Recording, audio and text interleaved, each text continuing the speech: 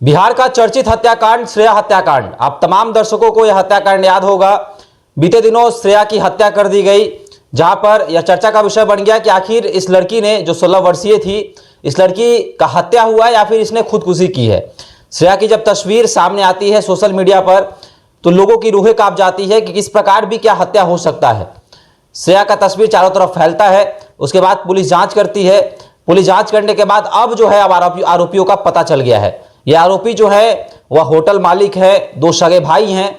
अब लगातार यह चर्चा हो रहा है कि क्या इन दोनों आरोपियों के बाद भी कोई आरोपी है, क्या पुलिस को और भी जांच करने की आवश्यकता है। मेरे साथ श्रेया हत्याकांड पर बात करने के लिए अखिल भारतीय अपराध विरोधी मोर्चा के राष्ट्रीय अध्यक्ष धनवंत सिंह राठौर जी हैं। धनवंत जी, क्या कुछ कहेंगे? आप लोग लगातार श्रेया हत्याकांड को लेकर आवाज उठाते रहे। आप लोगों ने न्याय की मांग की, प्रशासन से, शासन प्रशासन से, सरकार से, सीएम को पत्र भी लिखा। आपने अनशन कहा कि हम अगर श्रेया को न्याय नहीं मिलेगा तो मैं आमरण अनशन भी करूंगा। तो क्या कुछ कहेंगे? न्याय क्या मिल गया है आपके अनुसार? क्या न्याय मिल गया है या फिर और भी लोग जो है इस हत्याकांड में सम्मिलित हैं? श्रेया हत्याकांड पहले दिन से ही लग रहा था कि ये कोई आत्महत्या नहीं बल्कि हत्या है। ये अलग बात है कि थानाध्यक्ष और डीएसपी के द्वारा अपना बचाव करते हुए इस पूरी घटना को प्रेम प्रसंग से जोड़ के आत्महत्या दिखाया गया था, जबकि सच्चाई ये थी जो कल औरंगाबाद की एसपी प्रेस कॉन्फ्रेंस में बातों को रखा है। जो सच्चाई सामने आया है कि बॉयफ्रेंड गेस्ट हाउस तक ले जाता है और गेस्ट हाउस में जो उसके मालिक है, 2 सगे भाई, गैंगरेप, माने एक तरह से गैंगरेप आप कह सकते हैं, दोनों ने दुष्कर्म किया। उसका मित्र भी उसमें कितना दोषी है वो अभी निकल के नहीं आया है। और दुष्कर्म का पता न चले इसलिए गला दबाकर उसने हत्या भी कर दी और अपने कार से वहां से दूर रोहतास के इंदपुरी बराज में जाकर फेंक दिया। कहीं न कहीं ये पूरी घटना पूरे देश के लिए कलंक है। और आज जो स्थितियां हैं लड़कियों की लेकर कि आप किस पर विश्वास करेंगे, आप जिसे दोस्त कहते हैं, मित्र कहते हैं, उनके भरोसे कहीं आप चल जाते हैं। और पुलिस प्रशासन को भी यह ध्यान रखना है कि हमें कोई भी घटना हो तो सिर्फ अपने बचाव में सिर्फ कोई बात न रखते हैं। तो श्रेया को कितना न्याय मिला है, ये तो पूरी घटना का जो रिजल्ट आया है, उसके बाद जो सजा मिलता है, पुलिस प्रशासन कितनी कड़ाई से किस रूप में इसको रखता है। क्योंकि अखिल भारतीय अपराध विरोधी मोर्चा का मानना है या मांग है कि इस तरह के जो भी दुष्कर्मी हो, अपराधी हो, उनको फांसी की सजा मिले, कम से कम आजीवन कारावास की सजा तो मिलनी ही चाहिए। 16 वर्षीय लड़की थी श्रेया। आजकल 16 वर्ष की लड़कियों का भी बॉयफ्रेंड बन जा रहा है। क्या कुछ उन लड़कियों को संदेश देंगे जो लड़कियां कहीं ना कहीं कोचिंग पढ़ने जाती हैं, माँ बाप कोचिंग पढ़ने भेजते हैं और उसके बाद जो है इन चक्करों में पड़ जाती हैं, और उसके बाद ऐसे ऐसे मामले लगातार बिहार के साथ साथ पूरे देश में सामने आते रहते हैं, जहाँ पर बॉयफ्रेंड ने अपनी गर्लफ्रेंड के मौत के घाट उतार दी या फिर कुछ लोगों के साथ मिलकर उसकी हत्या को अंजाम दे दिया। क्या कुछ संदेश देंगे उन लड़कियों के लिए, बिहार की बेटियों के लिए? अखिल भारतीय अपराध विरोधी मोर्चा के द्वारा 1000 से अधिक बहन बेटी का इज्जत बचाया गया है। तो हमारे पास तो ऐसा कोई सप्ताह नहीं है कि बिहार या देश के अन्य राज्यों से भी कोई ना कोई पीड़ित लड़की का फोन न हो, महिला का फोन नहीं आवे। तो पूरी जानकारी और पूरी स्थितियों को देखने के बाद ये लगता है कि कहीं ना कहीं पश्चिमी संस्कृति हमारे यहां भी हावी हो रहा है, फिल्म की संस्कृति हावी हो रहा है। जो बॉयफ्रेंड गर्लफ्रेंड की जो बात कर रहे हैं, ये तो मैंने बचपन में प्राइमरी स्कूल में भी दोस्त मित्र बनते हैं, लड़का लड़की क्यों नहीं बनता ही है, लेकिन उसके जो मायने अलग हो गए, बॉयफ्रेंड गर्लफ्रेंड के मायने जो अलग आजकल हो रहे हैं। तो हम देश के हर बहन बेटी से कहना चाहेंगे कि आप मित्र बनाएं, इसमें कोई दिक्कत नहीं है, लेकिन हर किसी की एक सीमा है।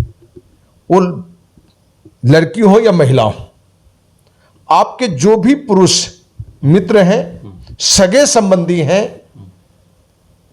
एक सीमा तक ही उनसे संबंध रखें।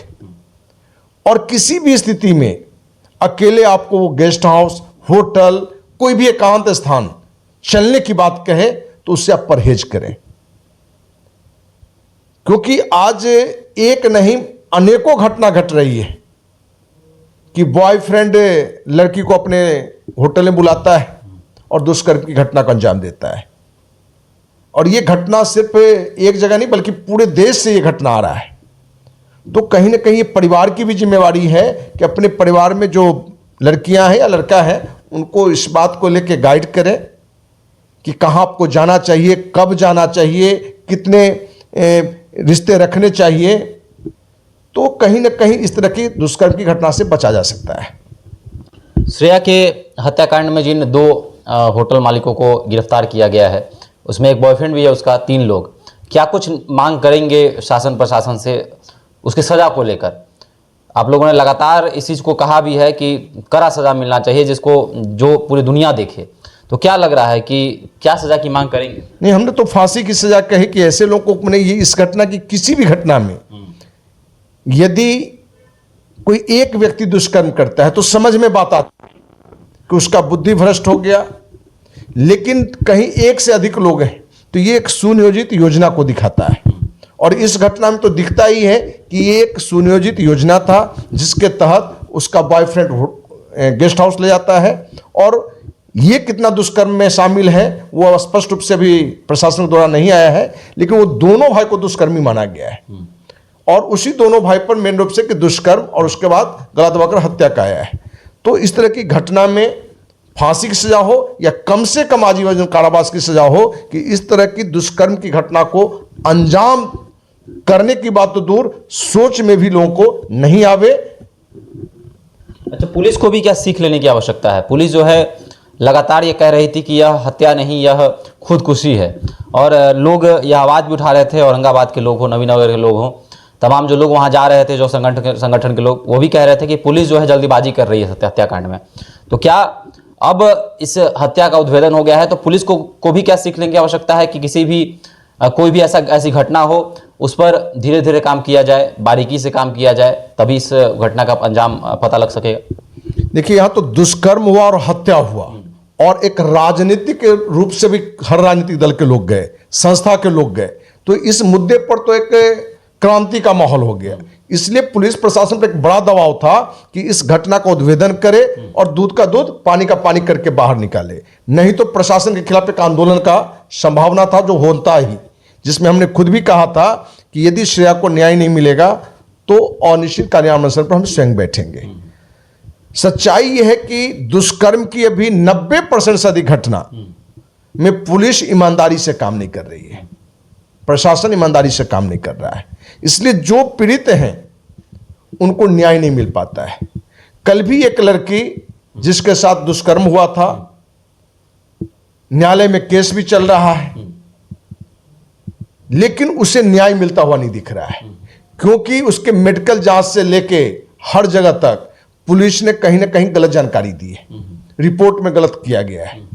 तो लड़की कल मिलकर हमको ये सारी आपबीती अपनी सुनाई और उस आपबीती में ये सारा निकल के आया कि कहीं ना कहीं दुष्कर्म की जो घटना घटती है उसके लिए बहुत सारी लड़की भी जिम्मेवार है, क्योंकि लड़कियों को यह मालूम होना चाहिए कि आप किसी भी स्थिति में अकेले, कोई कितना भी नजदीकी हो पुरुष, वो मित्र हो या सखे संबंधी हो, ऐसे जगह पर न जाए जहां दुष्कर्म की घटना को अंजाम दे सकता है।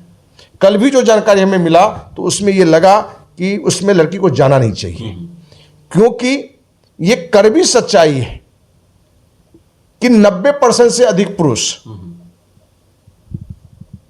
को ये पता है कि ये पता चले कि हम कोई गलत कार्य करते हैं किसी लड़की के साथ और कोई नहीं जानेगा, कोई सजा हमको नहीं मिलने वाला है, तो उस तरह की घटना को अंजाम दे सकता है। तो इस सच्चाई को समझते हुए हर लड़की को इनसे बचना चाहिए, नहीं तो ये घटना एक श्रेया हत्याकांड नहीं, बहुत कांड हो सकता है, क्योंकि दुष्कर्मी की नैतिकता इतना गिर गया है कि आप देखोगे सगा भाई, ये कभी सपने में भी नहीं सोच सकता है कोई सगा भाई कोई गलत कार्य करे, ये दुष्कर्म की घटना को अंजाम दिया है।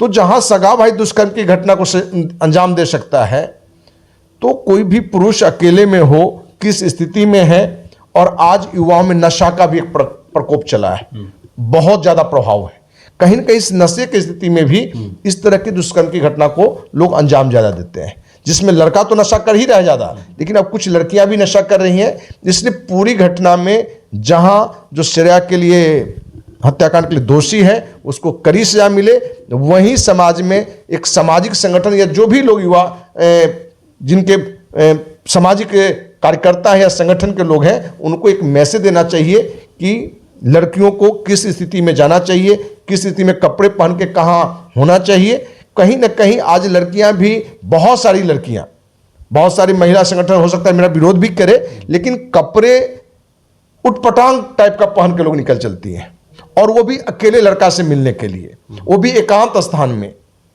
तो कहीं ना कहीं हम कहना चाहेंगे बहन बेटी को कि आप भी इस बात को समझें, नहीं तो कुछ गलतियां आपके कारण भी आपको भोगना पड़ता है।